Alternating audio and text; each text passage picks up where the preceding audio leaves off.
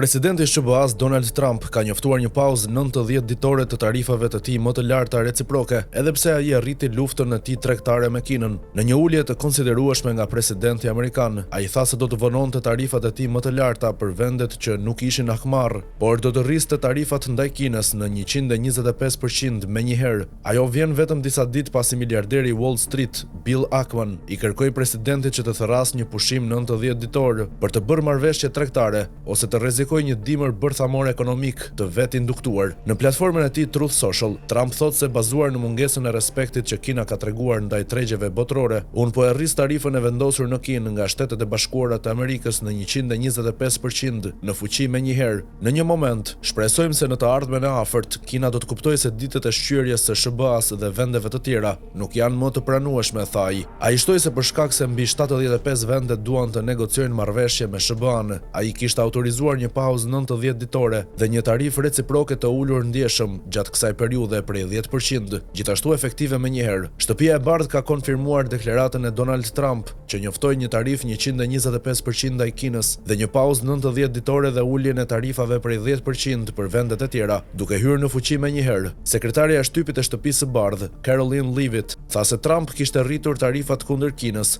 sepse kur godet me grusht Shtetet e Bashkuara të Amerikës, presidenti Trump do të reagojë më fort. Ajo tha gjithashtu se SBA do të vazhdojë me negociatat e përshtatura dhe se niveli i tarifave do të ulet në një 10% universal gjatë negociatave. Pas njoftimit, Wall Street u rrit, gjithashtu S&P 500 pësoi rritje me 7.5% dhe Nasdaq me 9.6%. Disa orë më parë, Trump u kishte kërkuar investitorëve të blinin aksione. Kjo është një kohë e shkëlqyer për të blerë, tha Trump në Truth Social, faqja e tij e mediave sociale. Gjithçka do të funksionojë mirë. SBA do të jetë më e madhe dhe më e mirë se kurrë më parë, theksoi ai. Kjo vjen në një ditë të përshkallëzimit të tensioneve midis SBA-s dhe Kinës. Kina njoftoi një rritje të tarifave për importet amerikane në 84% nga 34%, menjëherë pasi tarifat ndëshkuese prej 104% të zotit Trump për importet kineze filluan këtë mëngjes.